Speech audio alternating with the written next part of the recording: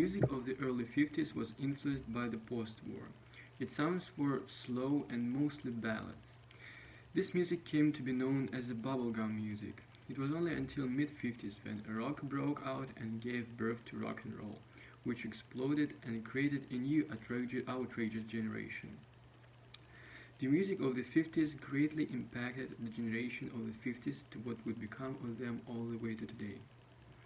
The beats made them want to dance, the words made them want to laugh, and sexuality became a big part of rock and roll.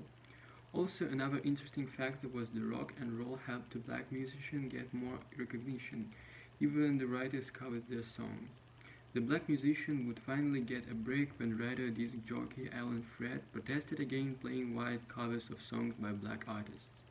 This opened doors to many African American singers and entertainers, even if it was just a crack of an entrance. Music was not only the sound that came out of the jukebox, music was the center of life, especially for the youth. Music even today influences the way adolescents speak, dress, act. So when the early 50s played what they like bubblegum music, teenagers acted sweet and innocent. For the older generations, the youth already started to dress a little inappropriate, at the least girls, with their above the ankle skirts and ponytail hair. By now, the rock and roll, there was a bigger pool of teenagers waiting to escape from their conservative American middle class mold. Rock and roll was more than music and more than a style. Along with film, television, and magazines, it created a generation previously ignored on the social maps of the past. Rock and roll hit the radios and things started to change. Now the lyrics were just juicier and the beat intensing. It was the start of a new generation. Alan Fred worked at WGWAM, a radio station in Cleveland in 1951. He would come at 11:50 p.m. through 2:30 a.m. on Saturdays. He called himself Moondog, and the radio show was called House Rock and Roll Party.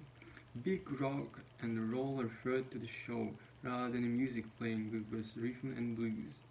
Many believed he coined the term rock and roll, and if he didn't define it, spread it. Fred was credited for popularizing the term rock and roll to describe a style of music.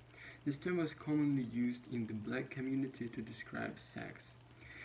This goes to show that those tunes of late 50s weren't so innocent. Fred started to become popular for the music and beats he mixed.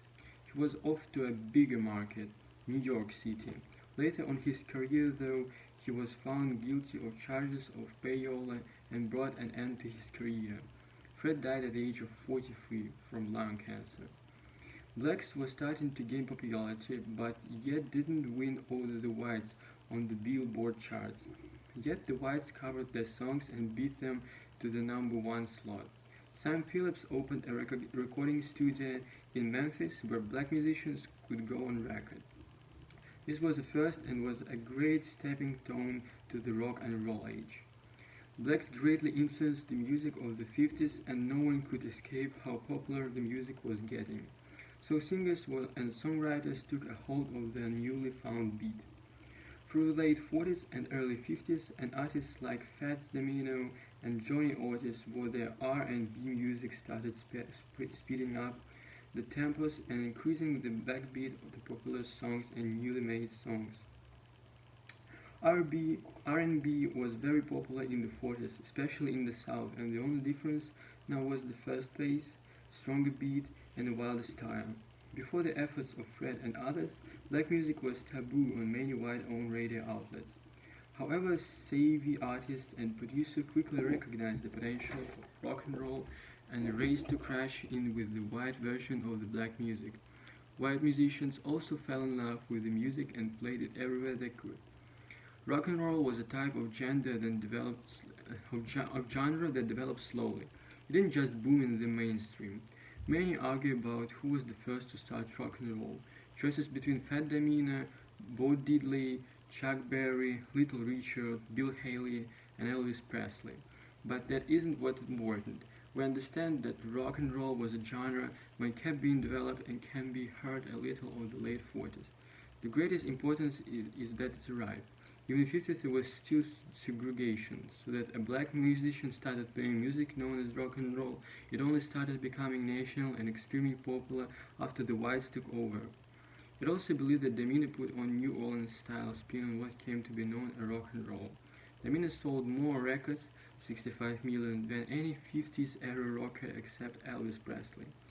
Rolling Stone magazine argued that That's All Right, Mama, 1954, Elvis Presley's first single for Sun Records in Memphis, was the first rock and roll song, since it consisted of an electric music alongside the faster pace beat. The following years, a rock and Around the Clock by Bill Haley, the Comets really set the rock boom in motion. Rock Around the Clock was a breakthrough for both the group and for all rock and roll music. But also Robert Fontaine, a journalist from All This Music, says Elvis didn't invent rock and roll. No one did, but he gave in the world's largest push, accidentally and offhandedly creating rockabilly, a byproduct of original experiment.